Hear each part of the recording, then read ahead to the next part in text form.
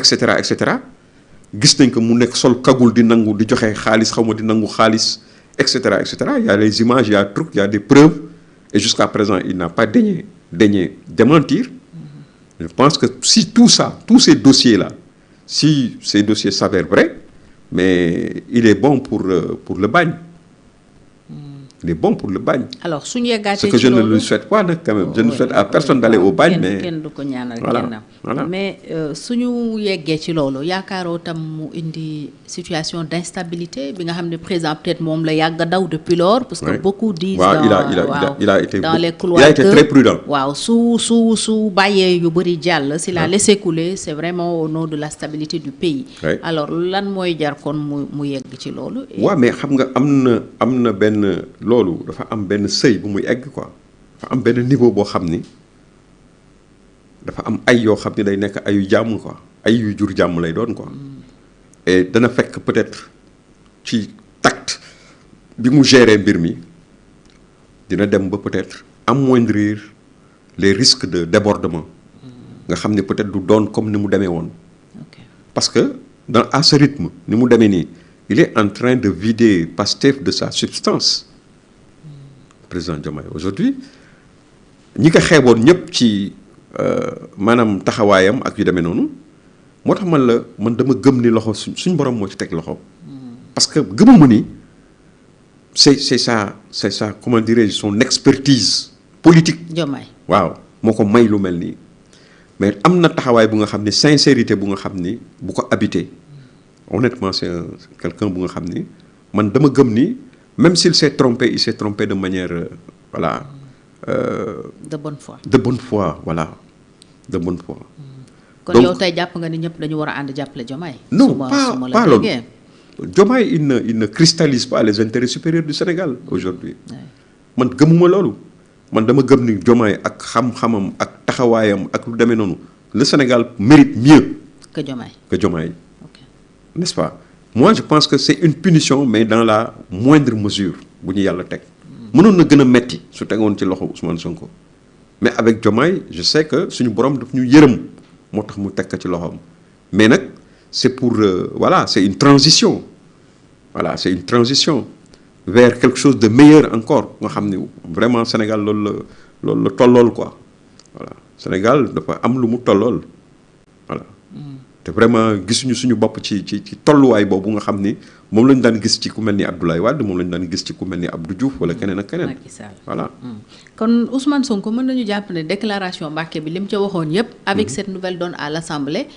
Ça ne signifie plus rien. mooy motion de censure beeg yu ni mel. kon Diomaye et son gouvernement n'ont plus à s'inquiéter. non ils n'ont même plus à s'inquiéter. moo tax man la gis nga moom il ne maîtrise rien. moi je n'ai jamais vu un homme politique. aussi limité que Ousmane Sonko. Ousmane Sonko, tout ce qu'il sait faire, c'est théâtraliser ses sorties, ses machins, s'entourer de mythes, ay boot, ay loxo, ay toog di jaggar yi wala ay affaires yu demee noonu mais tu te rends compte que à chaque fois tu te poses la question de savoir mais kii est-ce que am na maturité politique am na ko parce que bon ay déclaration bi yooyu soo leen defee nii dana def et cetera yooyu mënoon na ñàkk quoi xam nga yooyu boo koy def doo ko wax. Diomaye par exemple c'est différent Diomaye c'est la force tranquille c'est quelqu'un bu nga xam ni xam na li mu yore xam na fi mu jëm te yàkkamti wu ci. il a de la retenue. mais il a de la retenue te yooyu nag gis nga boo ko gisee mës naa la ko wax fii foog naa wala mu wax ko feneen gis nga type éducation yi ñoo wute gis nga quand par exemple tu es issu du milieu rural en fait pas léegi ñëpp quoi parce que léegi sax mi ngi commencé changer. Parce qu'avec la pastéfisation du pays, même dans nos rangs, APR, feneen ak feneen, tu vois que même les éléments ñi nga xam ne dañu jóge ci monde rural bi tey dañ leen wàll sax yenn jikko yi respecté tuñu dara et tout mais bu ñuy jóge ci dëkkaan yi ñaare éducation bi ñuy am tàggat bi ñu leen tàggat boo déggee mu naan man ci lël laa jaar ay affaire yu demee noonu tàggat yooyu yëpp day tax lu nekk ñu mën ko jox proportion du ñu xabaabal mais xale bu jóge ci town yaroo ci ay Thiès ay Dakar ay affaire yu demee noonu toujours da ngay yaakaar ni bu asamaan si am na nu dimension xam boo ci tool da nga naan bu asamaan si di daanu sa son attan naa ko malheureusement ñoom moom loolu moom moo ko dal kële moom c'est un élément boo xam ni li muy def li nga koy def xam na fi mu koy teg fu waree reculer day reculer su waree avancer day avancer te loolu moo jafe tey ci jamono ji jaabi. kon Diomaye peut surprendre Sonko.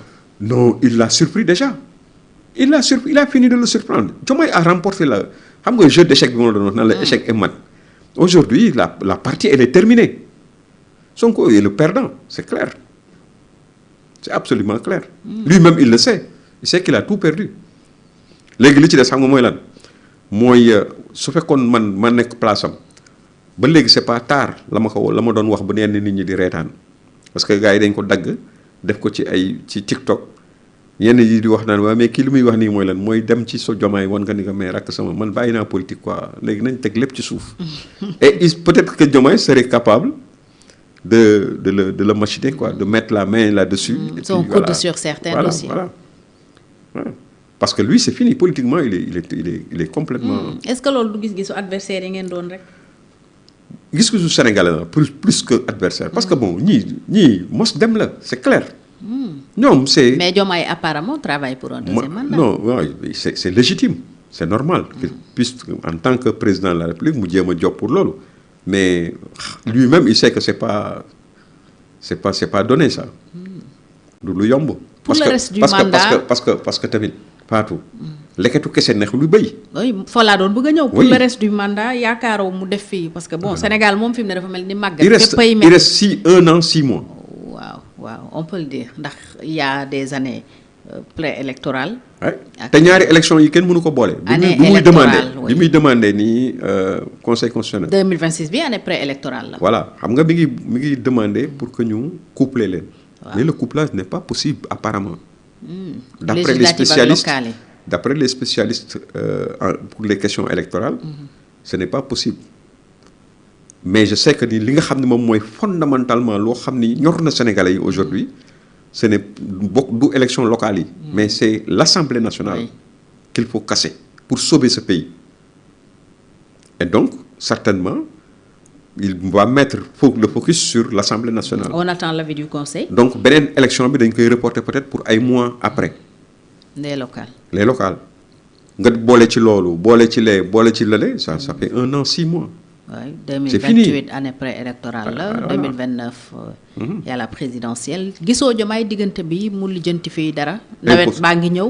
gis nga même si le FMI ak Banque mondiale ak ñëpp. bu ñu ñëwoon dugal seen loxo sax du sottee mënul sottee noonu. il y a des fondamentaux à remettre en place.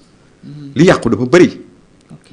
li yàqu moo bëri. temps itam perdre nañ ci lu bëri. oui on a perdu beaucoup de temps. 2 ans presque. beaucoup de temps te tamit Diomaye aussi pour reprendre mon grand frère Youssou Diallo que tu dois inviter ici Youssou Diallo.